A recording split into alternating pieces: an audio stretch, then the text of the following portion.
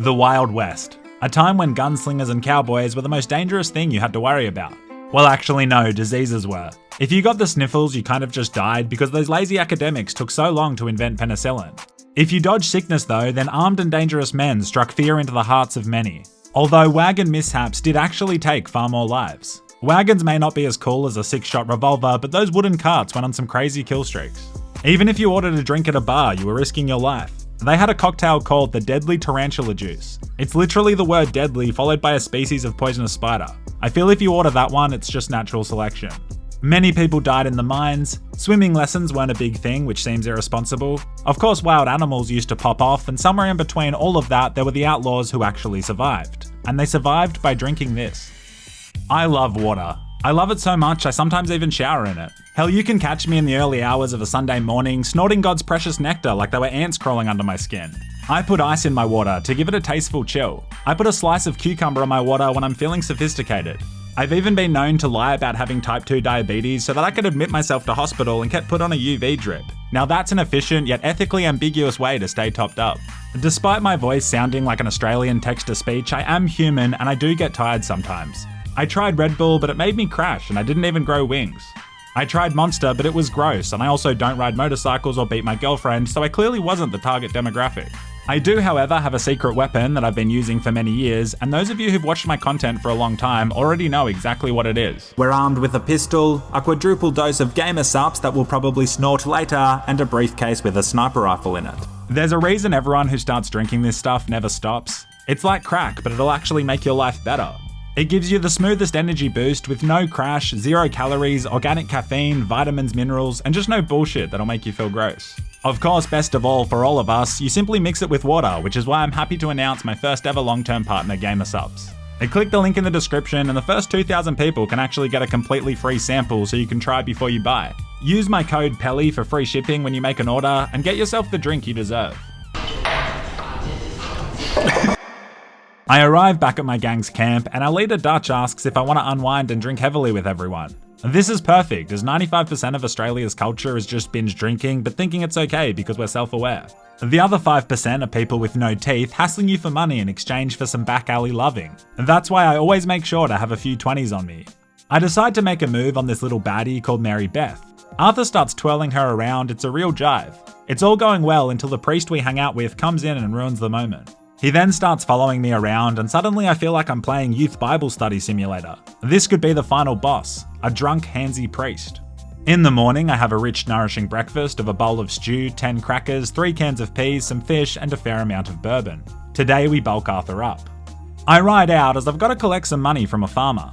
I find the big dog working his fields, although this isn't really a field. No wonder he can't service his debts, this is at best a hobby farm. At least Arthur has some red hot tips on how he can liquidate his assets and pay us back. We already owe more than it's worth. Then sell your wife. Like the video if you'd sell your wife for a good fair price. The overarching plot of this game is basically get money in a range of overly elaborate ways. One of our boys is waiting at a nearby ranch to show me his next scheme.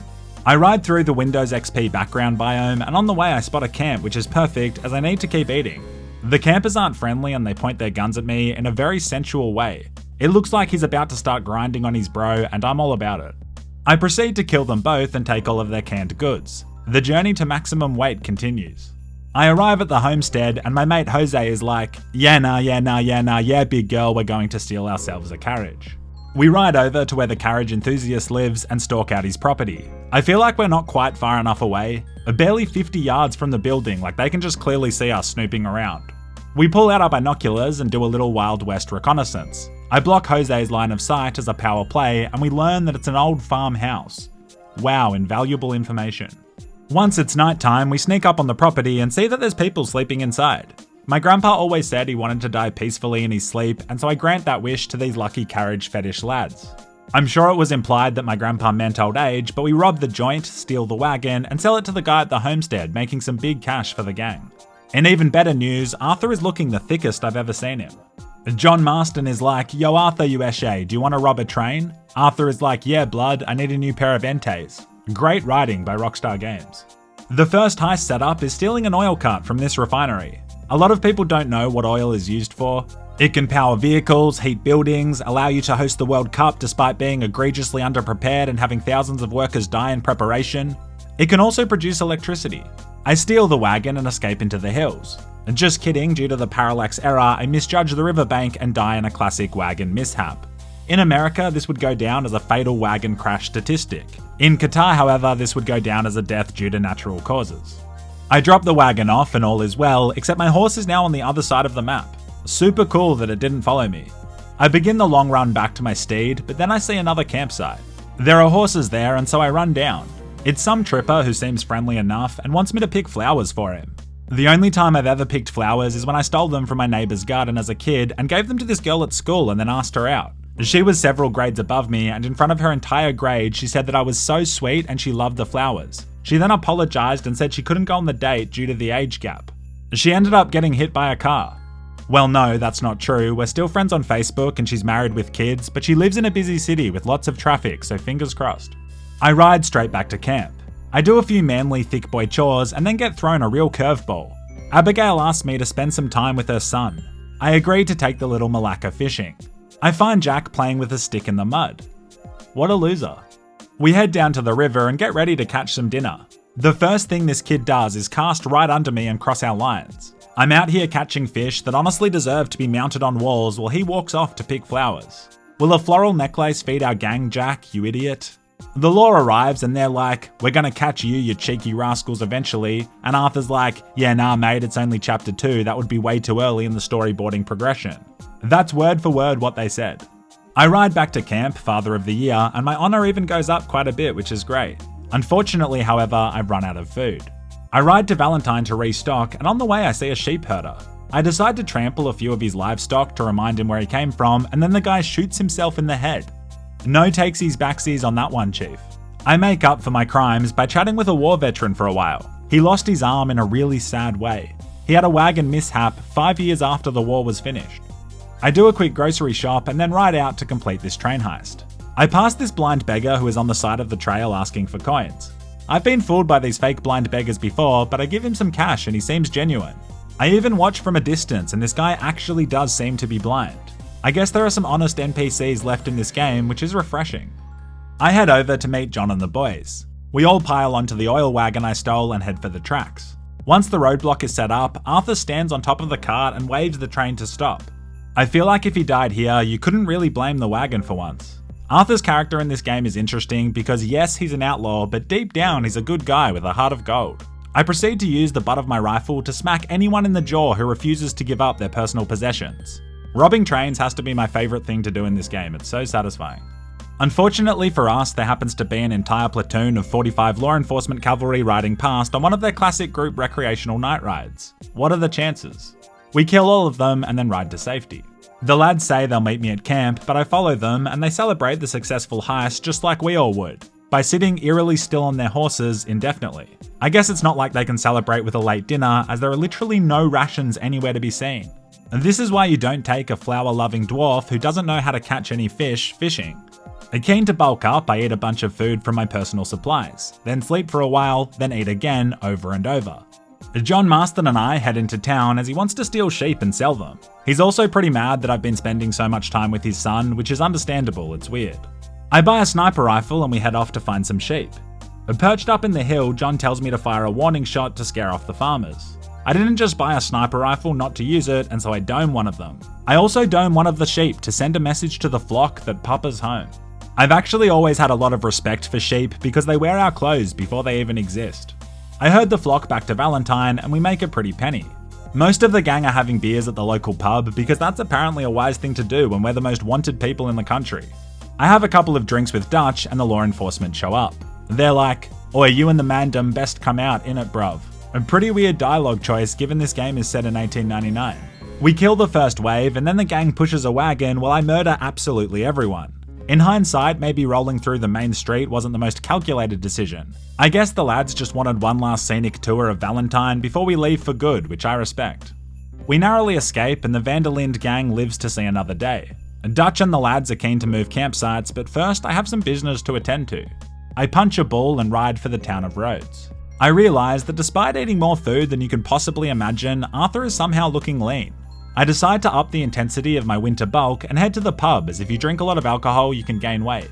Inside are 2 members of the Le Mans Raiders. I came here for my diet, not to cause trouble, and I was going to let it go, but then they said this.